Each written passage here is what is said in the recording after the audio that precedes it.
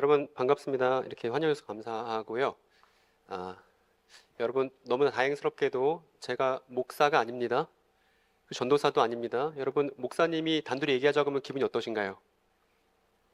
여러분 이 미소 뭐죠? 여러분 그 세상에서 제일 재미없는 사람들 손꼽자면 목사님, 전도사님, 스님 뭐 이런 분들이 계시지 않겠습니까? 여러분 저는 여기에 목회자로 서 있는 게 아니고 전도사로 서 있는 게 아니고 성도로서 서 있습니다. 그러니까 누구랑 똑같냐면 여기 앉아 있는 여러분이랑 저랑 사실은 똑같은 거죠. 여러분 교회에서 흔하게 쓰는 말 중에 평신도라는 말이 있습니다. 그거 없애버려야 되죠. 왜냐면 세상에 평범한 신도 따윈 없기 때문입니다. 한 사람이라도 그 사람이 성도가 되기 위해서는 그리스도께서 자신의 목숨을 내놓으셔야만 했습니다. 그렇기 때문에 우리는 그리스도의 죽으심과 부활로 인해서 영광스러운 자격, 성도의 자격을 얻게 됐고 저와 여러분이 성도로서 오늘 나눌 이야기를 함께 이야기하고 싶습니다. 성도인데 여러분과 제가 다를 게 없는데 그럼에도 불구하고 제가 이 앞자리에 있는 다소 특별한 이유가 있다면 제가 사이비 이단에 몸담고 있는 친구들을 많이 만났기 때문입니다. 그래서 만나서 그 친구들 얘기를 들어보니까 어떻게 사는지 알겠고 무슨 생각하는지 알겠더라고요. 그래서 또 제가 갖고 있는 얘기들을 들려주고 하는 일들을 어떻게 하다 보니까 계속 하게 됐습니다. 여러분 어떻게 생각하시나요? 사이비 이단 몸담고 있는 친구들. 제가 오늘 반갑게도 제가 못 봤는지 모르겠는데 주평강교에 들어올 때 그 신천지 아웃 스티커를 못 봐서 다행스럽게 생각했습니다. 혹시 어디 숨어 있습니까? 붙어 있습니까? 보셨습니까, 여러분? 여러분 상상해 보세요. 만약에 신천지에서 탈퇴한 친구가 집에 있다가 너무나 헛헛하고 괴로워서 교회를 방문해야겠다고 이제 남양주 지역에 사는 친구가 생각을 한 거예요. 그래서 주평강교회를 찾아왔습니다. 그런데 주평강교회에 딱 들어오자마자 신천지 아웃 스티커를 딱 보는 순간 그 친구 마음이 어떨까요? 자신의 과거에 대해서 주홍 글씨 새긴 것처럼 여기지 않겠습니까? 교회 안에 들어온다 하더라도 쉽사리 본인의 과거에 대한 이야기를 할 수 없을 겁니다. 사전에 목사님과 잠깐 얘기 나눴는데 여러분 신천지 지금 안에 있는 친구들보다 신천지를 이미 겪고 밖에 나온 친구들이 더 많습니다. 근데 그 친구들이 한 번 하나님에 대한 오해를 잔뜩 갖고 있는 채 교회 문턱을 넘어오지 않습니다.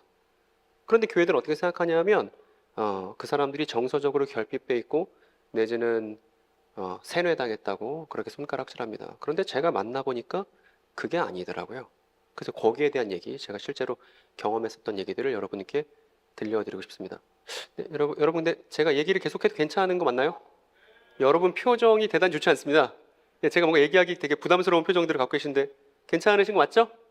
네, 옆에 있는 우리 성도분께 인사합시다. 뭐 제 앞에 있으면 이런 거 자꾸 시키고 싶어요. 성도 여러분, 당신이 성도입니다 하면 옆 사람이랑 인사해 보시겠습니까? 네, 성도 완전 간증하는 거니까, 간증하는 자격이니까 이거 잊으시면 안 됩니다. 여러분 성경에 목사라는 단어 안 나옵니다. 충격받았죠? 성경에 목사라는 단어 안 나오고 목사님도 성도, 나도 성도 다 각자 역할이 있는 성도 공동체가 교회라는 사실, 이 사실이 너무나 하나님께 감사합니다. 그리고 아까 우리 찬양할 때 주를 향한 그 즐거움을 우리가 놓치지 않겠다는 찬양 고백을 우리 같이 했잖아요. 여러분 주를 향한 즐거움을 놓치지 않으려면 어떻게 해야 되죠? 맨날 저 주를 향한 즐거움을 안 놓치고 싶습니다. 백날 기도하면 그렇게 되나요? 여러분 그렇게 하면 안 되고요. 여러분 유튜브 알고리즘을 바꾸면 돼요. 여러분 유튜브 알고리즘이 여러분이 추구하는 바예요.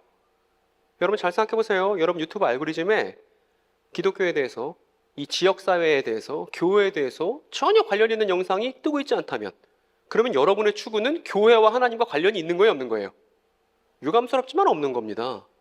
그래서 여러분들이 어떤 알고리즘을 갖고 있는가가 곧 여러분의 추구이고, 저는 성도로서 이 지역사회에 마땅히 성도가 맡은 사명이 있습니다. 그렇기 때문에 그에 걸맞는 알고리즘을 구축하는 것이 필요합니다. 알고리즘에 끌려다니지 말고 알고리즘을 만들어야 되죠. 그러니까 오늘 예배 끝나면 다 알고리즘 리셋하고 진짜 필요한 영상들부터 보는 거예요. 그래서 제가 여러분께 권해드린다면 진짜 필요한 영상 중에 뭐가 있냐 하면 종말론 사무소라고 유튜브에 검색해 보시면, 여러분 웃으시지만 제가 되게 진지하게 얘기하고 있는 겁니다. 종말론 사무소라고 제가 전국에 있는 교회들을 지금 계속 순회하고 있는데 한 번도 교회 다닐 때마다, 한 번도 교회 강의를 섭외받을 때마다 똑같은 강의를 해본 일이 없습니다, 제가.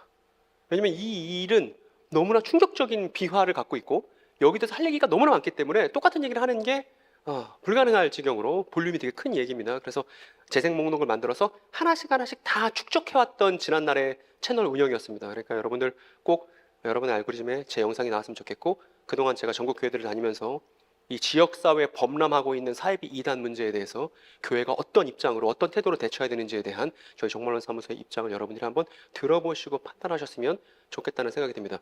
저희는 쇼츠 안 만듭니다. 내지는 뭐 5분짜리 10분짜리 이런 영상 없고, 영상은 다 1시간씩 되는 영상들이라서 이제 도파민에 절여지신 분들은 볼 수가 없는 그런 영상들일 거예요. 그럼에도 노트를 펴놓고 견뎌가면서 한 땀 한 땀 따라오면 여러분 제가 지금 어떤 생각 갖고 있는지 누구라도 알 수 있을 거라고 생각합니다. 일단 오늘 시간이 없습니다. 화면 한번 넘겨주십시오. 사이비 이단 문제 흔한 통념들에 대해서 먼저 짚고 넘어가겠습니다. 여러분, 이단이라는 말이 있습니다. 그리고 사이비라는 말이 있죠. 여러분, 이단은 뭐고 사이비는 뭐예요? 이 두 단어는 어떤 차이를 갖고 있습니까? 흔하게 묶어 쓰죠. 쟤네 사이비 이단인가 봐 이렇게 묶어 씁니다. 그런데 엄밀히 따지면 저 이단이란 단어와 사이비란 단어는 다른 단어예요. 어떤 의미냐면, 사이비는 겉으로는 비슷하지만 뭐 본질은 아니다 뭐 이런 뜻을 갖고 있는데, 요거는 종교의 탈을 쓰고 있지만 실제로는 종교의 본질을 잃고 사회에 해악을 끼치는 범죄 집단을 가리켜서 뭐라 부르냐면 사이비라는 거예요. 반사회적 집단을 가리켜서 사이비라고 부릅니다. 그런데 이단은 조금 달라요. 어떤 거냐면, 기존 기독교의 교리와 다르게 해석하고 가르치는 종파를 가리켜서 이단이라고 합니다. 그래서 우리가 사이비와 이단을 붙여 쓰는 이유는, 교회가 이단으로 지정한 곳에서 반사회적인 사건이 벌어져서 사이비라는 게 나중에 밝혀진 거예요. 그래서 사이비 이단이구나 이렇게 붙여 쓰긴 하지만 사실은 저 둘은 평가하는 기준이 다르다는 것입니다. 그래서 이단은 기존 교리 문제, 교리와의 차이 때문에 이단이 생기는 거고, 사이비는 반사회적인 사건 때문에 생기는 거예요. 그런데 성경에 보니까 이단이라는 단어가 등장하네요.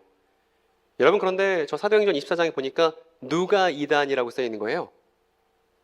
기독교인들이 초기에 뭐라 불렸던 거예요? 이단이라 불렸다고 쓰여 있네요.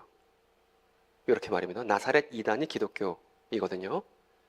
그래서 지금 제가 그려놓은 친구들은 신천지 친구들이에요. 신천지 친구들은 저 구절을 되게 좋아해요.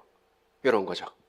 예수님이 이단이라 부르셨듯 우리도 마찬가지로 지금 이단이라고 불리고 있지만 사실은 우리가 진짜지 라고 생각하기 때문에 이단이라는 말에서 오히려 자부심을 느끼는 친구들입니다. 왜요? 초기 기독교인들도 예수님도 이단이라 불렸으니까.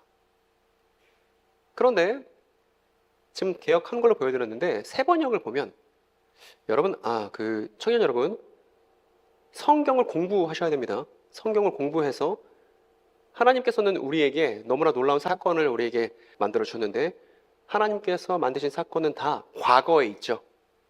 그래서 우리는 과거를 공부해야 합니다. 과거는 누구도 이제 돌려놓을 수가 없어요. 뭐 요새 애니메이션 루프물도 많고 회귀물도 많지만 사실은 그거는 과거로 못 돌아가기 때문에 그런 것들이 많은 거죠. 과거는 한 번 사건이 일어나면 불변이라서 다시는 고쳤을 수 없는 노트와도 같습니다. 그런데 하나님은 다시는 고쳤을 수 없는 그 과거라는 금고에 자신의 놀랍고 위대한 사건들을 다 넣어두셨으니까, 기독교는 한 분 하나님이 어떤 분이신지 알기 위해서는, 그분이 우리에게 어떤 일을 벌이셨는지 알기 위해서는 과거를 공부할 필요가 있는 거예요. 따라서 모든 기독교인들은 역사적입니다. 우리는 미래에서 새로운 걸 찾지 않아요. 미래에서 뭔가 대단한 것을 발견하려고 하지 않습니다. 우리는 등을 돌려서 과거에서 참다운 걸 찾는 사람들을 크리스천이라고 하는 거예요. 그러니까 모든 기독교인들은 역사 공부를 할 필요가 있는 것입니다. 어떤 역사? AD 1세기 이스라엘 땅에서 팔레스타인 땅에서 있었던 역사가 우리의 뿌리인 것이죠.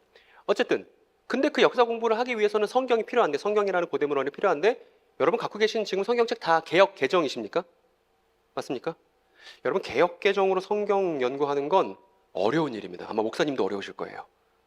거기에 막 별별 어려운 단어들이 많고 우리가 일상에서 쓰지 않는 단어들이 많기 때문에, 그래서 개역 성경보다는 새 번역으로 보시는 것이 훨씬 더 문맥 파악에 용이합니다. 그래서 제가 새 번역을 갖고 왔습니다. 여러분, 아까 봤던 구절과 한번 비교해 보세요. 아까는 나사렛 이단이었죠. 저기는 뭐라고 단어가 달리 번역되어 있죠? 도당이라 되죠. 도당. 그러니까 원래 성경에 나오는 이단은 오늘날 우리가 보는 이단과 좀 달라요.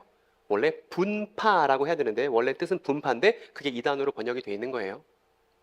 정리해 보면, 이단은 그러니까 이런 거죠. 오늘날 우리가 편하게 말하는 이단은 단순 분파가 아니라 개신교가 신학자들의 연구와 그 변론 기회를 충분히 제공하고 교단 총회를 통해서 어렵게 결정된 것이 이단인 거예요.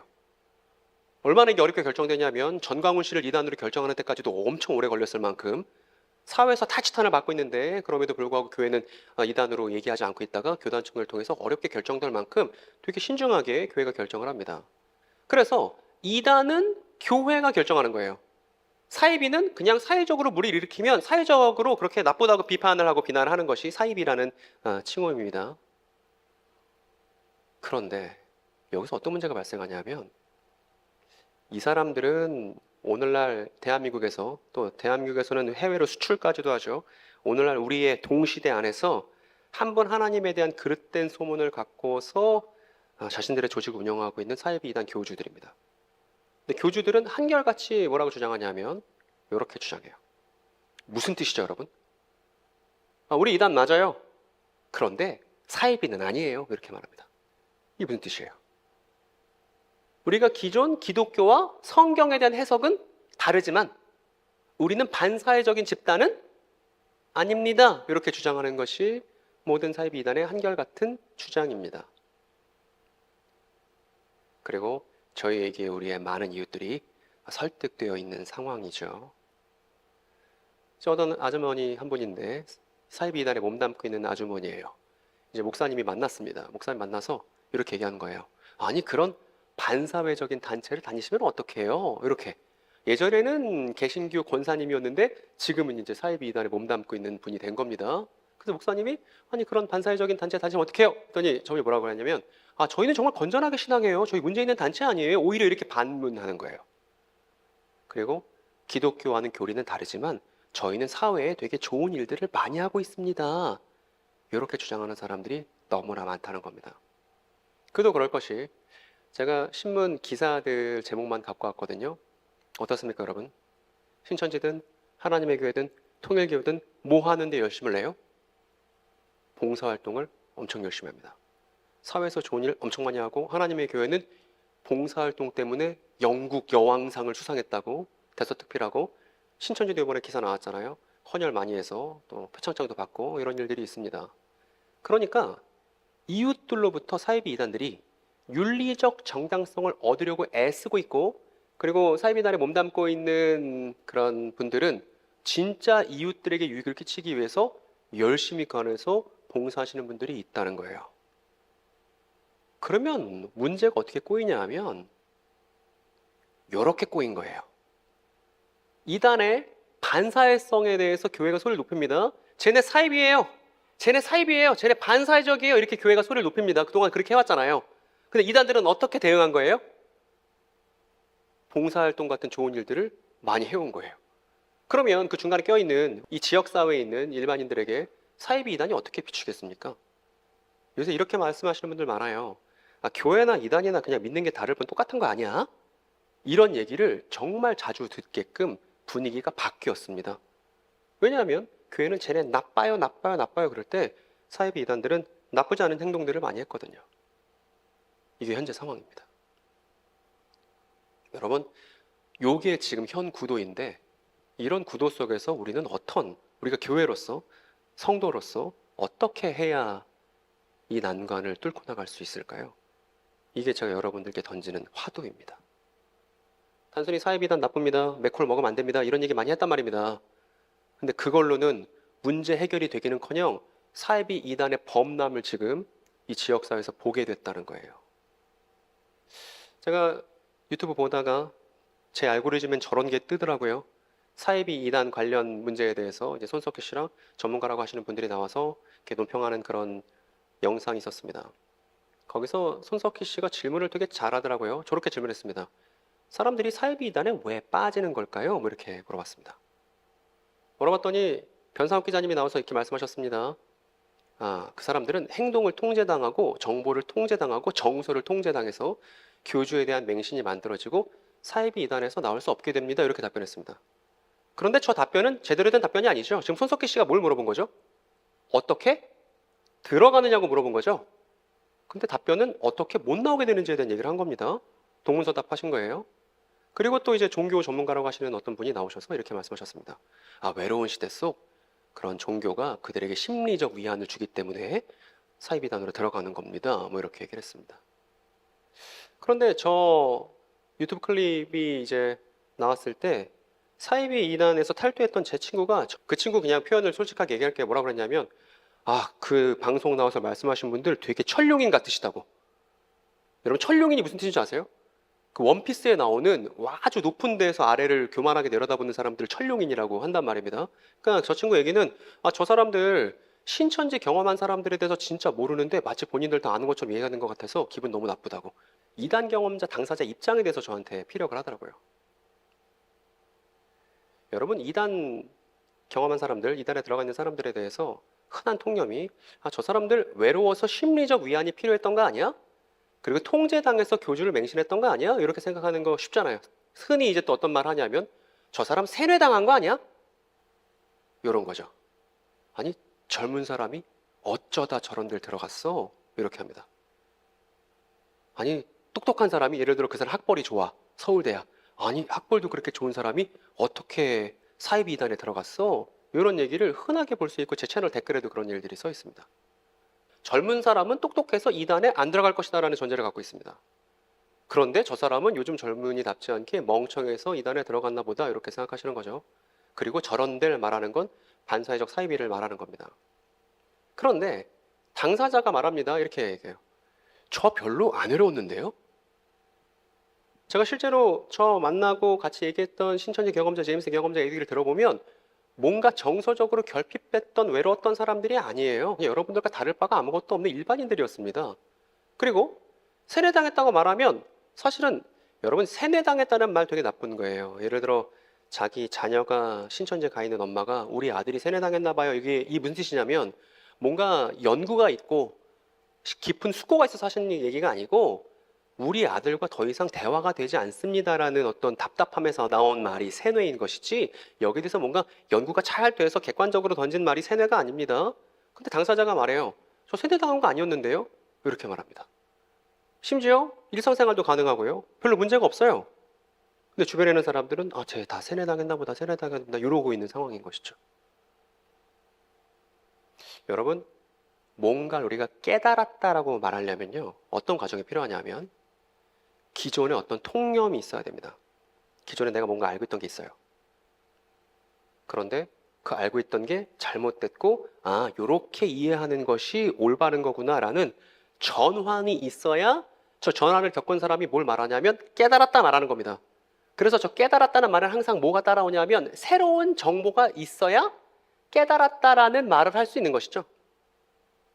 그런데 대부분 사이비 이단에 들어가는 친구들은 깨달았다고 말하는데 본인이 마침내 깨달았다고 말하는데 그 깨달았다고 말하는 과정은 뭐냐면 성경에 관해 대강 알고 있었거나 잘못 알고 있었던 통념들이 있습니다. 일반적으로. 그런데 사이비 이단들은 항상 뭘 얘기하냐면 그거 성경적인 거 아니에요.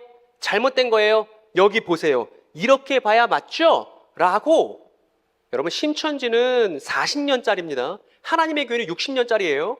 40년간 패치되고 60년간 패치됐던 그냥 일반인들이 혹은 모태신앙이라 할지라도 성경에 대해서 진지하게 공부해 본 적이 없는 사람들이 얼핏 들으면 뭐가 맞는지 그른지 분별하기 어려운 내용들을 소개합니다. 그러면 그 내용을 듣고서 내가 어렸을 때 모태신앙인데 우리 아빠 장로님이고 우리 엄마 권사님인데 내가 이 사람 얘기를 들어보니까 내가 그동안 교회에서 잘못 알고 있었네? 이렇게 말하는 게 맞네? 성경 펴보면 진짜 그런 게 있거든. 그래서 깨달았다 라고 하는 거예요. 이게 사이비 이단 문제의 핵심입니다. 그래서 이 친구가 말하는 거죠. 저 마침내 깨달았어요. 저 마침내 깨달았어를 자발적으로 듣기 위해서 교육과정이 있는 거예요. 그래서 당신 왜 신천지에 들어갔습니까? 저희 종말론 사무소에서는 왜 신천지에 빠지게 되었느냐 이렇게 묻지 않습니다. 신천지에 빠지다라는 수를 쓰잖아요. 여러분 신천지에 빠지다 하면 어떤 느낌이죠? 그 개인의 어떤 선택과 판단이 결여된 채 하다 빠진 것 같잖아요. 빠지다가 아니고 들어가다예요. 빠지다랑 들어가다는 심각한 차이가 있습니다. 들어가다라는 건 그 사람의 판단 근거와 결정들을 존중하고 들어보겠다는 함의가 깔려 있는 것이니까. 근데 물어보는 거예요. 신천지 뭐가 좋았어? 야, 신천지 어떻게 하다 들어가게 된 거야? 하면 다 뭐라고 말하냐면 제가 신천지에 들어간 이유는 말씀이 좋아서 들어갔어요. 그렇게 얘기합니다. 성경 말씀이 맞아서. 성도 여러분, 어떻게 생각하십니까, 여러분? 기존의 교회가 갖고 있던 통념들이 있습니다. 그런데 사회비단들은 다 뭐에 기생해요? 이 통념에 기생해요. 그래서 기존의 교회가 잘못 알고 있었던 것들을 교정해주는 입장에서 사람들에게 진실을 전하는 걸 본인들의 입장으로 갖고 있습니다. 그런데 이게 너무 오랜 기간 동안 잘 패치되다 보니까 되게 정교해요. 그래서 정교한 얘기를 들으면 누구도 옳고 그른 걸 분별하기 어려워요. 일반인 수준에서는. 그러다 보니까 마침내 내가 신천지 교인들을 만나서 성경을 깨닫게 되었다는 자기 확신을 갖게 되는 일들이 지금 우리 지역사회에서 수십 년간 지금 있어 왔던 거예요. 그런 와중에 교회는 저 사람들 세뇌당했다고 잘못됐다고 손가락질만 하고 있었던 상황이라는 것입니다. 이 사이비 이단 문제의 정황이라는 게. 그래서 신천지 교인을 만나게 되면 제 옆에 있는 여학생이 이제 신천지 교인이고요. 옆에 있는 남자애가 모태신앙 교회에서 오랫동안 있었던 청년이라고 칩시다. 여러분 사이비 이단은 주일학교가 필요가 없어요. 왜냐하면 젊은 피를 다 대학가에서 수혈하면 되거든요. 대학가에서 이제 주체적인 사고를 시작하려고 하는 이제 막 성인이 된 친구들에게 대한민국에 존재하는 온갖 사이비 이단이 다 들러붙게 돼 있습니다. 신천지뿐만 아니라 하나님의 교회든 GMS든 뭐든 간에 말이에요. 그래서 저 친구한테 이야기하는 거예요. 성경에 대해서 이렇게 가볍게 들어봤다면 그걸 매개로 해서 성경에 대한 좀 더 깊은 얘기들을 해보고 싶어 하는 겁니다. 신천지 교인들이. 그래서 1대1로 말하는 그런 단계를 복음방 단계라고 합니다. 너 기독교인이라면서 나도 성경 좋아하는데 성경 이야기 나눠볼래? 뭐 이렇게 되는 거죠. 그래서 복음방 단계에서 이야기를 들어보면 대부분 이렇게 대답해요. 기독교인들도. 들어보니까 별로 틀린 내용이 없네. 이렇게요. 여러분 직접 여러분들이 확인해 보실 수 있도록 제가 준비해 놓은 게 있는데 제가 종말론 사무소 유튜브 채널에 재생 목록들을 잘 정리해 놨거든요. 그 재생 목록 중에 보면 저 토라 이야기의 밑그림이라는 시리즈가 있습니다. 신천지 복음방에서 다루는 주제들을 갖고서 그게 왜 잘못됐는지를 소개하는 내용이에요. 그런데 저 영상 클립 들어가 보시면 영상 고정 댓글마다 제가 뭘 만들어 놨냐 하면 신천지 탈퇴한 친구랑 저랑 복음방에서 수업하는 걸 시연해서 만들어 놨어요. 연기해 갖고. 그래서 실제로 복음방에서 신천지에서 뭐라고 가르치는지를 재연 영상을 만들어 놓은 거예요. 그래서 한번 여러분 들어가셔서 재연 영상을 한번 봐보세요. 한 6개 올라와 있거든요. 재연 영상을 보면 여러분들이 듣고서 이게 뭐가 문제야? 이거 그냥 일반 교회에서도 하는 얘기 아니야? 이렇게 생각하실 내용들밖에 없어요. 그러니까 되게 정교하게 잘 준비가 된 거예요. 일반 교회랑 다르지 않은 얘기로 신천지 교리 교육이 시작된단 말입니다. 근데 그거 들어도 분별이 잘 안 돼요. 성도도. 그래서 복음방 단계가 넘어가면 센터라는 교육기관으로 이제 들어갑니다. 거기서 한 6개월에서 1년 가까이 초등, 중등, 고등 이제 성경 수업을 듣는 거예요. 사람들 다 모아놓고. 물론 그 센터라는 교육기관 안에서 바람 잡는 게 있습니다. 절반 정도는 이미 신천지 교인이라서 맞다 하는 이제 바람잡이들이 있습니다. 그런데 어찌됐든 그 내용들을 듣고 판단하는 건 개인이잖아요. 쭉 듣고 판단하면 무슨 얘기가 나오냐면 앞에서 강사가 그래요. 지금까지 배운 내용 중에 틀린 내용이 있었어요? 이렇게 물어봅니다. 그런데 틀린 내용을 발견할 수 없는 거예요. 여기가 좀 이상한다라고 의심을 갖고 들어갔던 사람들도 또 쭉 교육 내용을 들어보면 내가 여기까지 들어보니까 틀린 내용이 없는 것 같은데? 이러다가 수료식 가서 신천지 교인이 돼버리는 것입니다. 이렇게요. 내가 들어보니까 내가 직접 확인해보니까 틀린 점이 없어. 심지어 자기 가족을 구하러 센터를 들어갔는데 들어보니까 틀린 점이 없어. 그 사람도 신천지 교인이 돼버리고 이런 일들이 벌어지는 것이죠. 그래서 세뇌가 아니라요. 잘못된 내용, 되게 고도로 발달된 잘못된 내용에 대한 뭐냐 하면 자기 확신인 거죠. 사이비 이단의 핵심은 말입니다. 옛날처럼 막 집문서, 땅문서 다 갖고 오라고 하지 않습니다. 사람들에게 소속감을 주고 푼돈을 계속, 소액을 계속 지출하게 만들면서 조직을 운영하고 있는 거죠. 근데 그 조직에 있는 사람들은 다 자기 확신들이 있는 거예요. 어떤 거냐면 한국 기독교는 잘 모르는데 우리는 마침내 성경적인 진실을 깨달았어라는 자기 확신을 갖고 있는 사람들로 구성되어 있는 그런 조직이 되는 거죠. 신천지를 비롯한 다른 사이비 이단들이 말입니다. 그래서 전황이 이렇습니다. 축구장 같은 생각이 들어요. 한국교회에서 얘기합니다. 이단은 반사회적이다. 맨날 저런 얘기만 했어요. 그런데 반대편에서 사이비 이단들도 말합니다. 막 시위하죠. 한국교회도 반사회적이다. 여러분, 한국교회에서도 뭔가 문제가 벌어지죠. 목회자 성비위 문제라든가 뭐 횡령 문제라든가 이런 게 벌어집니다. 그러니까 서로 잘못된 것, 나쁜 것 지적하고 까느라 약간 그 전체적인 전황이 축구장 같은 거예요. 서로 니네가 반사적이다, 니네가 반사적이다 고르고 있는 상황이 오늘날의 이단 사역의 현주소고, 요거를 제가 축구장 모델이구나 이렇게 이름을 붙인 겁니다. 제가 방송에 여러 번 나갔습니다. 신천지 문제가 사회적으로 불거진 적이 있어서 김어준의 뉴스공장에 나갔는데, 이미 나가기 전에 작가분이랑 많은 대화를 나누고 무슨 얘기를 하고 싶었냐 하면, 신천지 교인을 이해하기 위해서는 그 사람들이 성경을 어떻게 이해하는지를 우리가 알아야 그 사람들의 어떤 입장과 태도를 우리가 이해할 수 있습니다. 이 얘기를 하려고 방송에 나간 거예요. 제가 방송에 나갔는데 지금 제 표정이 어떻습니까, 여러분? 편해 보이세요? 제가 표정이 약간 썩어 있고 자리가 불편한 그런 상황입니다. 왜냐하면 저는 계속 성경에 대해서 그들이 어떻게 이해하고 있는지를 우리가 알아야 지금 방역망을 제대로 구축하고 있지 않는 이 31번째 확진자 이후의 이 상황을 우리가 제대로 이해할 수 있습니다. 이 얘기를 하고 싶은데 김어준 씨는 성경에 대한 이야기를 들을 생각이 없어요. 제가 성경 얘기하려고 하면 다 계속 자르고 막 이러더라고요. 그래서 제가 그렇게 하면 안 되고, 이게 단순히 성경은 종교적인 문제야 이게 아니라 그들이 성경 이해를 어떻게 하고 있는지가 이 사회적 문제랑 결부된 거라서 그게 중요하다고 성경 얘기를 계속 하려고 했는데 안 들으려고 해요. 이상하게 사이비 이단 문제에서 성경 해석은 빠져 있는 상황인 거예요. 지금 생각해보면 당연한 거죠. 사회에서는 성경 해석 별로 중요하게 생각하지 않을 테니까요. 안타까운 일입니다. 그런데 문제는 뭐냐면 교회도 그렇죠. 교회도 사이비 이단 문제 하면 저 사람들 나쁘고 출입금지 시켜놓고, 내지는 사이비 이단에 몸담고 있는 사람들 만나지 말라고 하는 얘기가 대부분이죠. 여러분, 여기 자영업 하시는 분들 계신지 모르겠습니다. 사이비 이단 몸담고 있는 분들을 사회적 거리를 100% 철저하게 유지하는 게 가능해요? 불가능해요? 제 친구 옷가게 하는 친구가 있거든요. 옷가게 하는데 하나님의 교회 사람들이 맨날 와요. 그러면 이제 옷가게 사장님인데 하나님의 교회 사람들 오지 말라고 말릴 수 있습니까? 못해요. 사회적 거리를 유지하는 건 사이비 이단 문제의 해결책이 아닌 거예요. 뭐가 필요한 겁니까? 성경 해석을 올바르게 알고 있는 거. 성경 해석을 바르게 알고 있는 것, 그 사람들이 어떻게 잘못 알고 있고 우리는 어떻게 알고 있어야 하는지를 바르게 알고 있는 것 말고는 이 문제의 본질적인 해결책이 없는 거예요.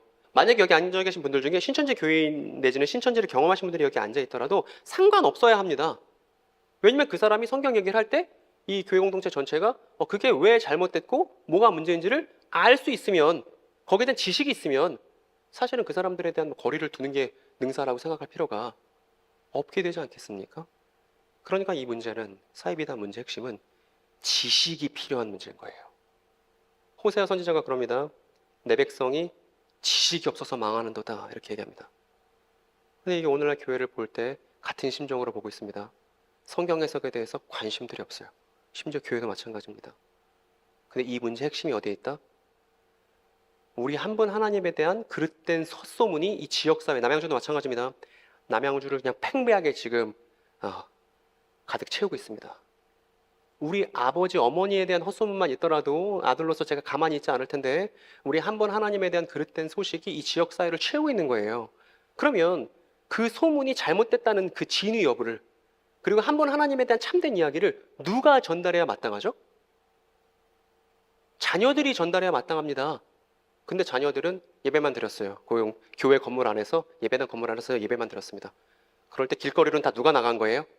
하나님의 교회 아주머니들이 나가고 신천지 교인들이 나가서 지역사회에 한 분 하나님에 대한 헛소문을 퍼뜨리려고 최선을 다한 거예요. 그래서 오늘날 사이비단 문제가 이렇게 범람했다는 것입니다.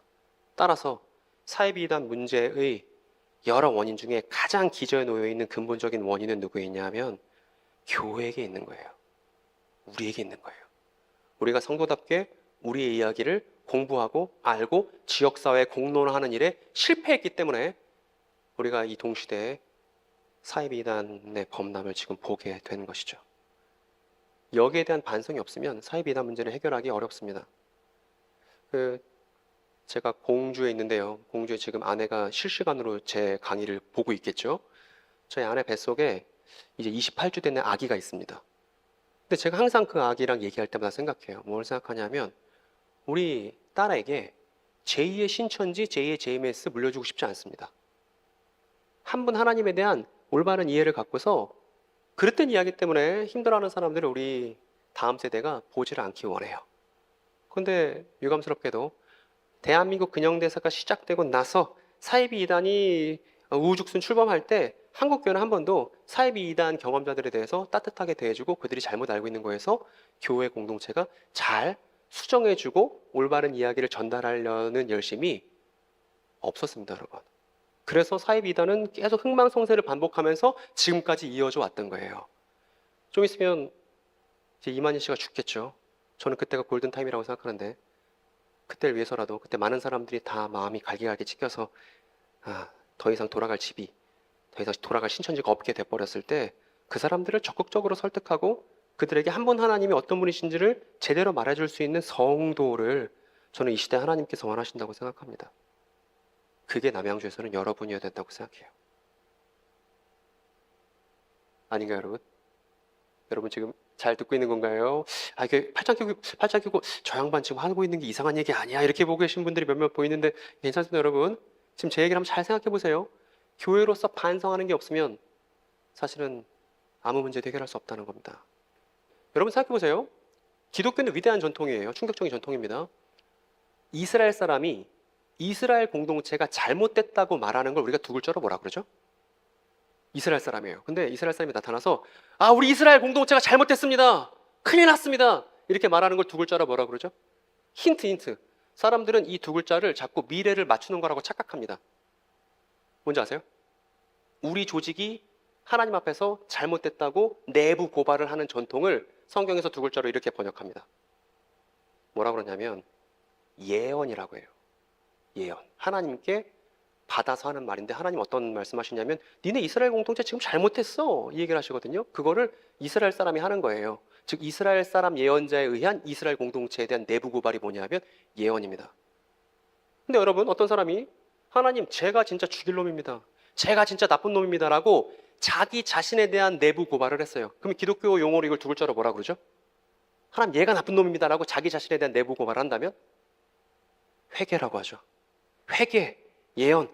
기독교의 방향은 남들을 손가락질하는 정지에 있지 않았습니다. 어디에 있었냐면 우리 자신을 돌아보는 거기에서 해결책을 찾는 것이 기독교 공동체만의 전통인 거예요. 사이비 이단 문제도 마찬가지입니다. 저 사람들을 손가락질할 게 아니라 교회가 그동안 어떻게 했는지를 돌아보지 않으면 사이비 이단 문제 해결에 손을 댄 게 아니라는 것입니다. 다시 한번 화면 넘겨주십시오. 손석희 씨가 또 두 번째 질문을 했습니다. 그런데 왜 이렇게 사이비 이단이 범람하고 사이비 이단 문제가 이렇게 커지고 개신교는 왜 이단을 막을 수 없습니까? 했더니 배덕만 교수가 나타나서 이렇게 얘기했습니다. 한국교회가 재기능을 하지 못하고 세습과 성범죄를 실망시켰기 때문에 기존 교회가 이단 공급처가 된 건 뭐 이렇게 했습니다. 여러분 근데 세습 문제나 성범죄 문제가 교회 안에 벌어졌다고 해서 사이비 이단 가는 사람들이 있을까요? 그렇지 않아요. 오히려 종교는 갖지 말아야겠구나 이런 생각을 하게 되고 또 심지어 교회 안에서 그런 일들이 벌어지더라도 교회를 옹호하는 사람들이 교회 내부에 많지 그것 때문에 사이비 이단 가는 사람들은 그렇게 많지 않습니다. 그러니까 경험자들에 대한 실제로 신천지를 경험하고 사이비 이단 피해자들의 경험에서 하는 얘기들이 아닌 거예요. 삭상공론인 거예요. 실제로 경험자를 만나면 이렇게 얘기합니다. 제가 신천지에 들어간 이유는 제가 마침내 깨달았기 때문이고 세습? 횡령? 잘 모르겠는데 성경 말씀이 맞더라고요 라고 심지어 모태신앙이 아니고 기독교 경험이 없는데도 그렇게 말하는 친구들이 신천지의 대부분을 차지하고 있습니다.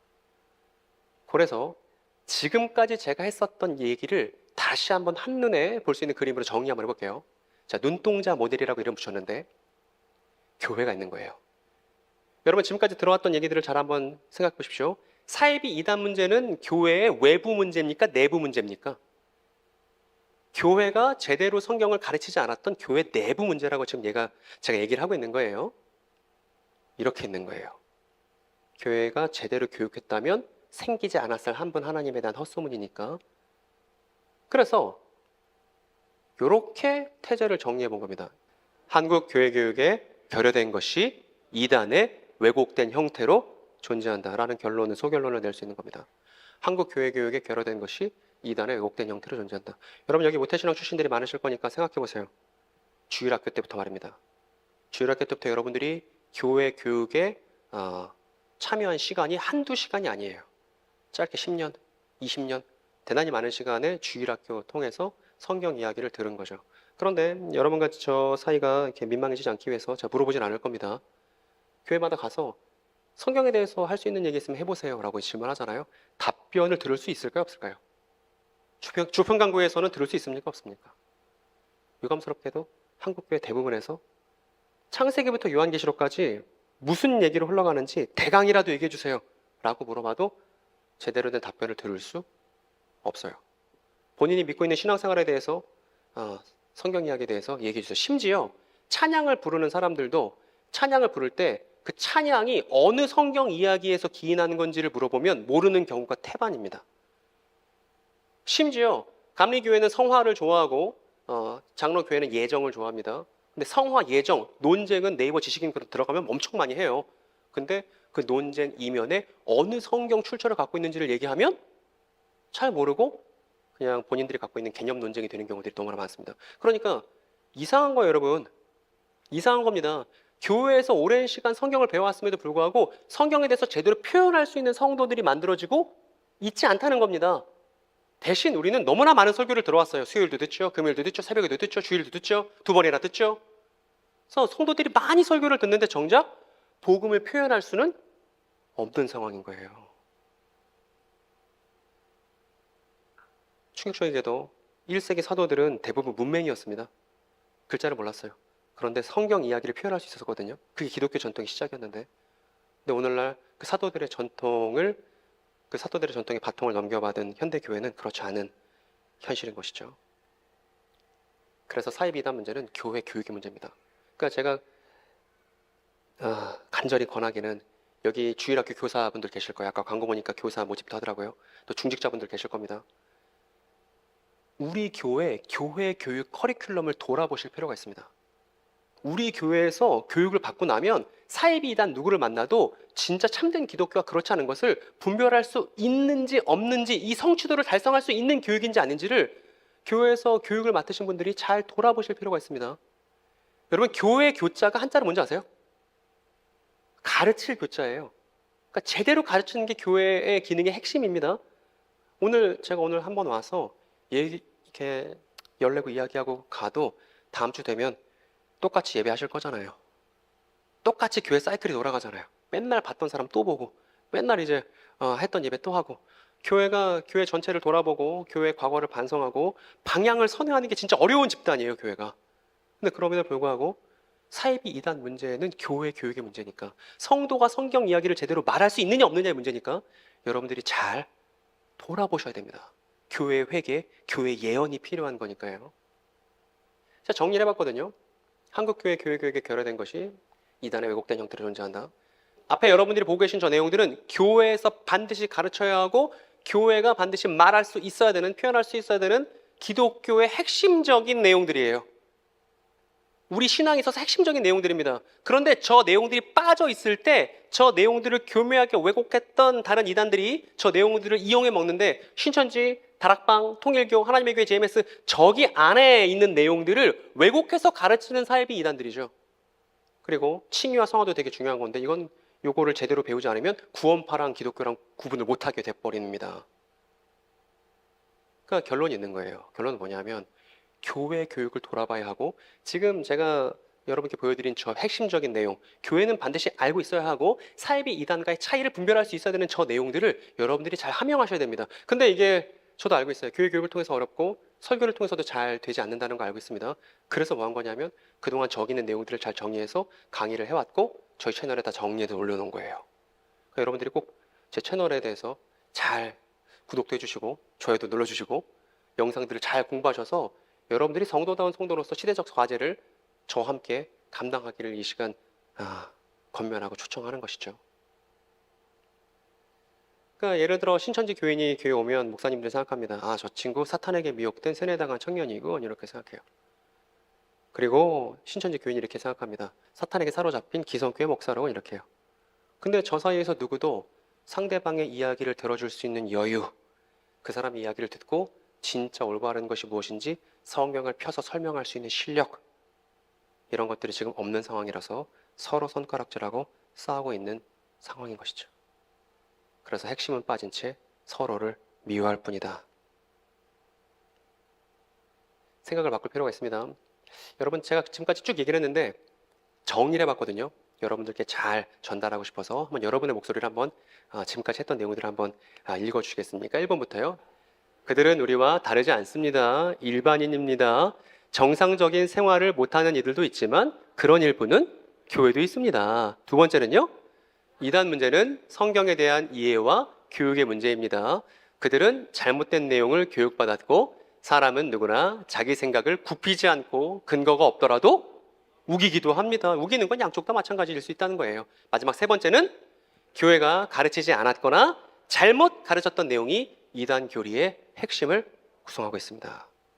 이렇게 우리가 문제인식을 정리해 볼 수 있다는 것입니다. 그러면 이단 문제에 대한 교회다운 해법은 뭘까요?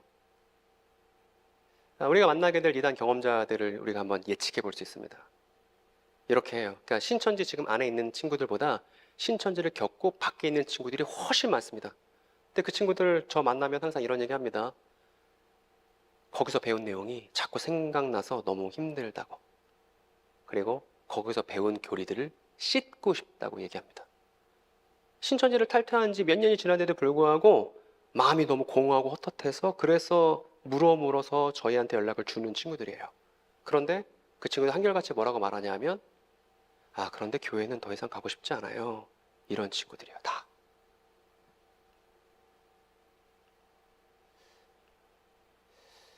근데 이제 교회 상황은 이렇습니다. 제 교회들마다 강의를 다녀보니까 이제 목사님들은 본인을 이제 목자라고 이제 정체성을 갖고 있고 성도들을 양떼로 보고 있죠.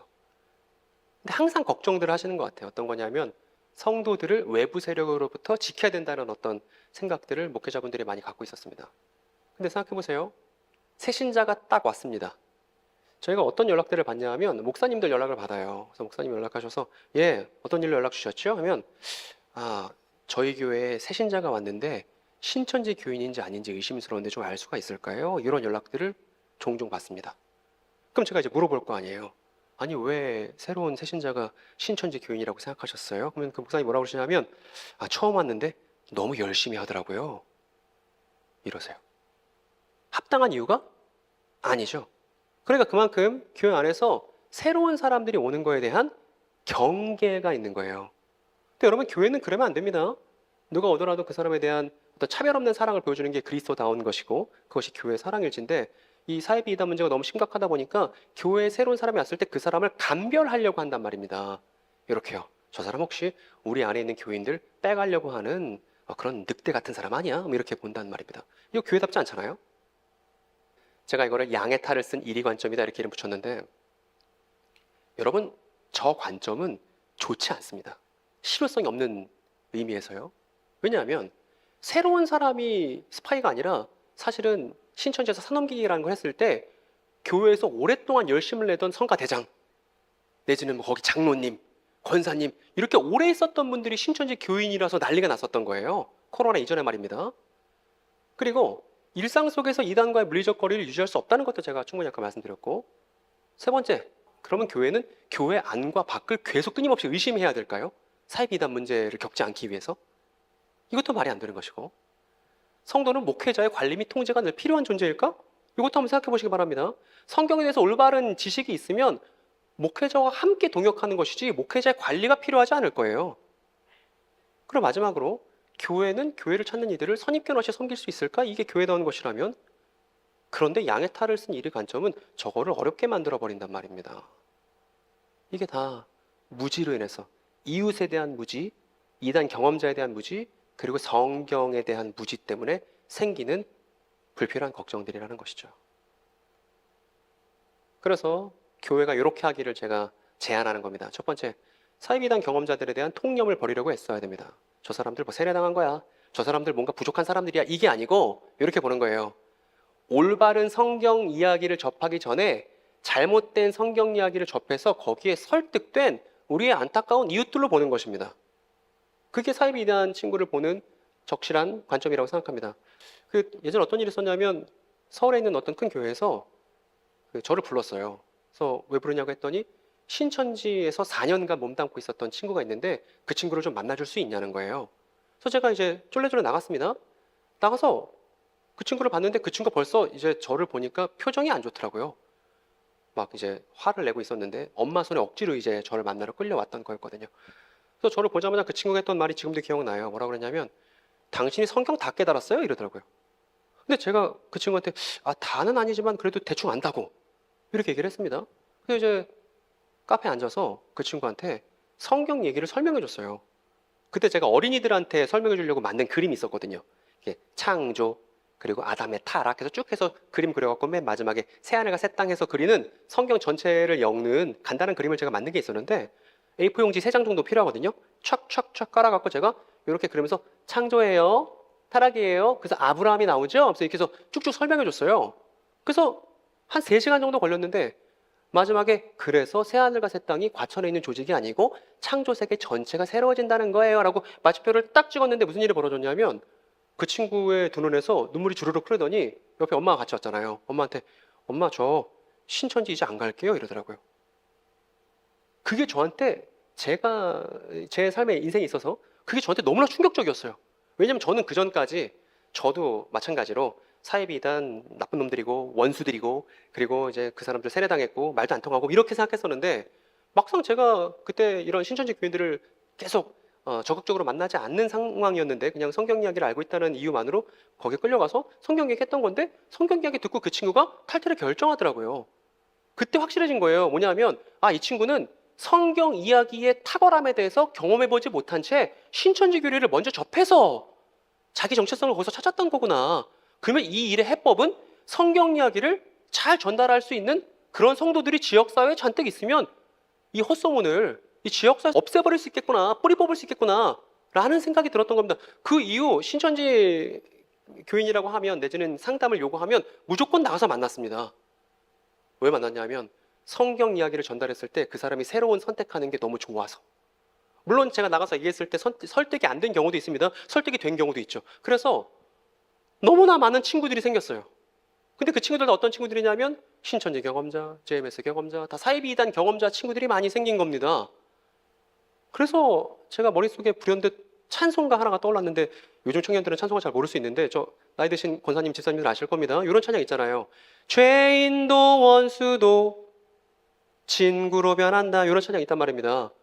그러니까 교회가 그동안 원수 취급했는데 사실 그 원수들 사이에 누가 있었냐면 그리스도의 탁월한 이야기를 기다리는 친구들이 그 안에 잠재적 친구들이 숨어 있었던 것이죠. 그래서 더 열심히 만나고 다녔던 거예요. 신천지 친구들을.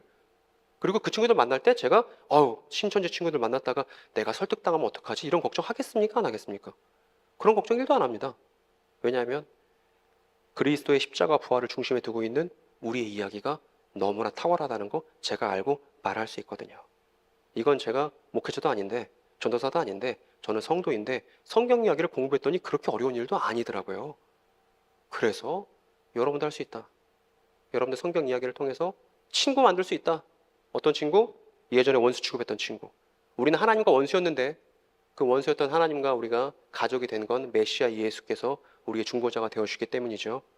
마찬가지로 원수 관계를 드라마틱하게 전환하는 위대한 그 전환이 우리가 믿고 있는 그 탁월한 이야기를 통해서 가능하다는 것입니다. 화면 넘겨주시죠. 그래서 저들에 대한 통념을 벌리고 애쓰는 것. 두 번째는 뭐냐면 오늘 읽었던 구절이 나왔네요. 베드로가 말합니다. 여러분이 가진 소망을 설명해 주기를 바라는 사람에게는 언제나 누구에게나 답변할 수 있도록 준비하십시오. 베드로도 이렇게 얘기했습니다.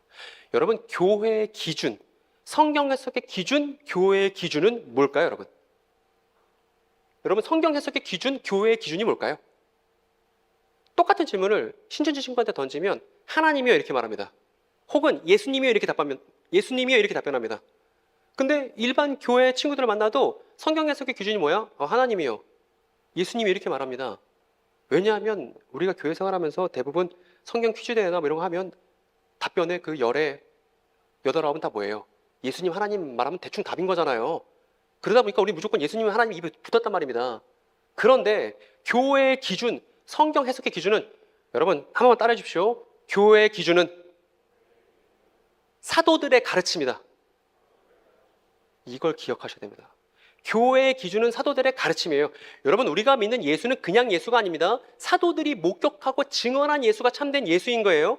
교회의 기준을 예수라고 말하는 건 신천지도 그렇게 말하고 JMS도 그렇게 말한다는 말입니다. 근데 우리가 믿는 예수는 그냥 예수가 아니라 사도들이 목격하고 증언한 예수이기 때문에 교회의 기준은, 성경 해석의 기준은 사도들의 가르침인 거예요. 그래서 우리는 사도들의 본을 따르는 사람들입니다. 그래서 교회인 거예요. 근데 사도 중에 한 사람이 베드로가 뭐라고 말합니까?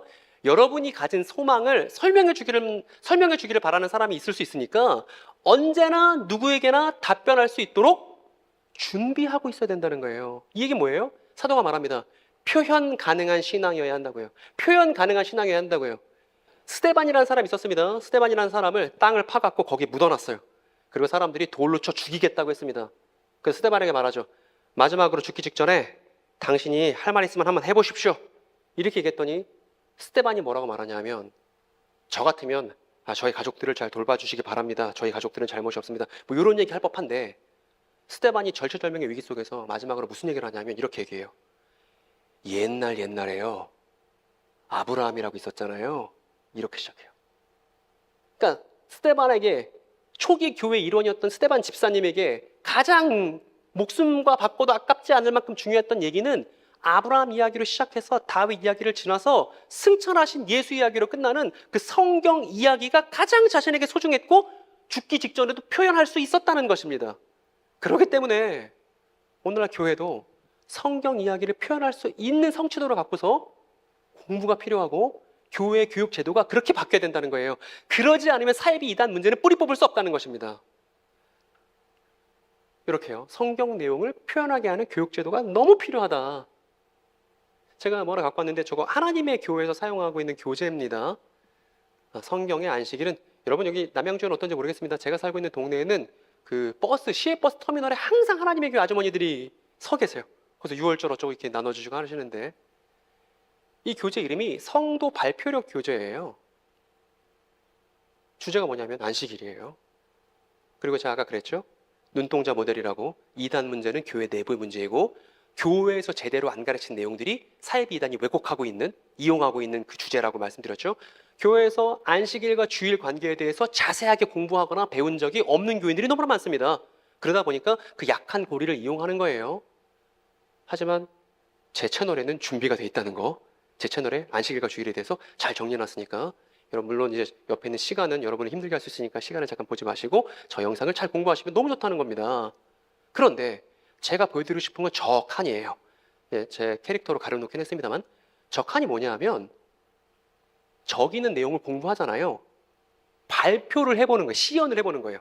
그리고 결제 사인을 받는 겁니다. 무려 몇 번을? 한 번, 두 번, 세 번, 5번을 받고서 평가를 하는 겁니다. 그러니까 시조제도 마찬가지고 하나님에게도 마찬가지인데, 본인들이 배웠던 교리 내용을 어떻게 해볼 것을 요구해요? 발표해 볼 것을 요구해요. 그러다 보니까 아주머니들도, 하나님의 교회 아주머니들도 자꾸 본인이 배운 대로 말하다 보니까 스스로 설득되는 것이죠. 그래서 말하기에 중점을 둔 게 사이비 이단 교육 방식의 특징입니다.